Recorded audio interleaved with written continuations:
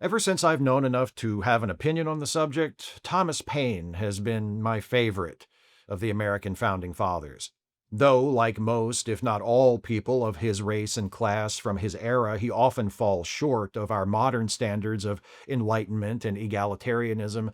Judged by the standards of his time, he was remarkably progressive and devoted to social justice. He was a champion of democracy, an opponent of slavery.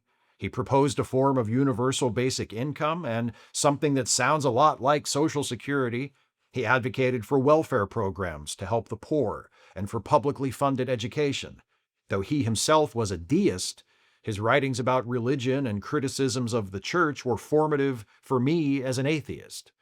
He was one of the most important voices leading up to the American Revolution, during it, and following it. And though he lived and wrote in the 18th and early 19th centuries, much of what he had to say about events back then is still astonishingly and sometimes unfortunately relevant to events taking place today.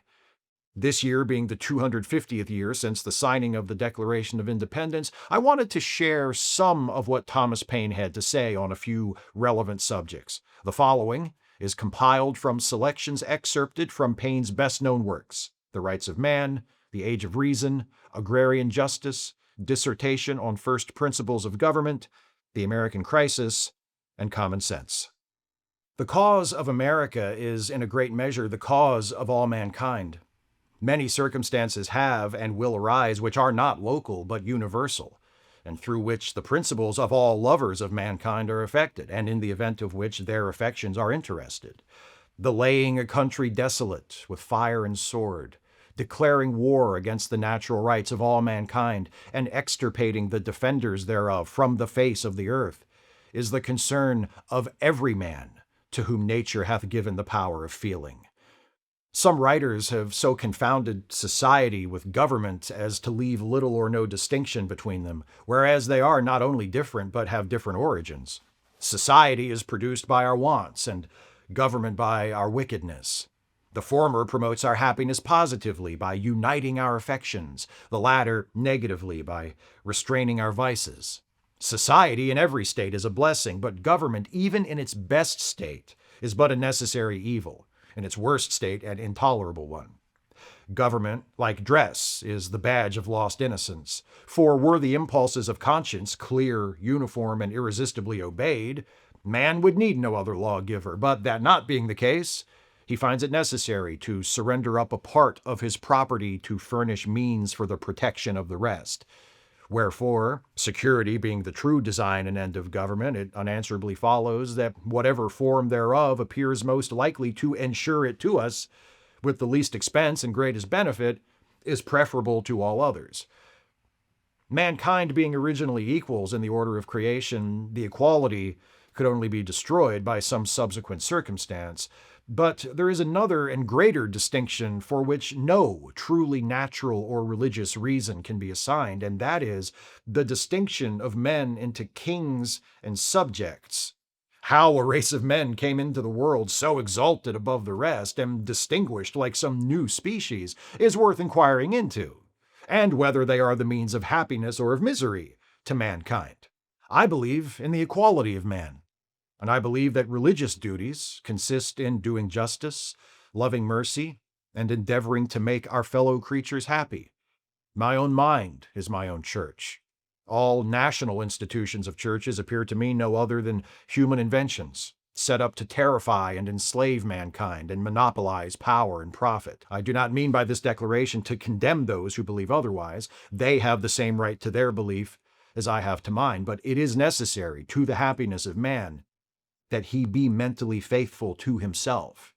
The illuminating and divine principle of the equal rights of man relates not only to the living individuals, but to generations of men succeeding each other. Every generation is equal in rights to generations which preceded it, by the same rule that every individual is born equal in rights with his contemporary. Every child born into the world must be considered as deriving its existence from God. The world is as new to him as it was to the first man that existed, and his natural right in it is of the same kind. There never did, There never will and there never can exist a parliament or any description of men or any generation of men in any country possessed of the right or the power of binding and controlling posterity to the end of time, or of commanding forever how the world shall be governed or who shall govern it. Every age and generation must be as free to act for itself in all cases as the ages and generations which preceded it. The vanity and presumption of governing beyond the grave is the most ridiculous and insolent of all tyrannies. Man has no property in man, neither has any generation a property in the generations which are to follow. It is the living and not the dead that are to be accommodated. Government is for the living and not for the dead, and the living only have any right in it. Great part of that order which reigns among mankind is not the effect of government. It has its origin in the principles of society and the natural constitution of man. It existed prior to government and would exist if the formality of government was abolished. The mutual dependence and reciprocal interest which man has upon man, and all the parts of a civilized community upon each other, create that great chain of connection which holds it together. Common interest regulates their concern and forms their law. In fine, society performs for itself almost everything which is ascribed to government. To understand what the state of society ought to be, it is necessary to have some idea of the natural and primitive state of man. It is a position not to be controverted that the earth in its natural, uncultivated state was, and ever would have continued to be, the common property of the human race. In that state, every man would have been born to property. Civilization, therefore, has operated to make one part of society more affluent and the other more wretched than would have been the lot of either in a natural state.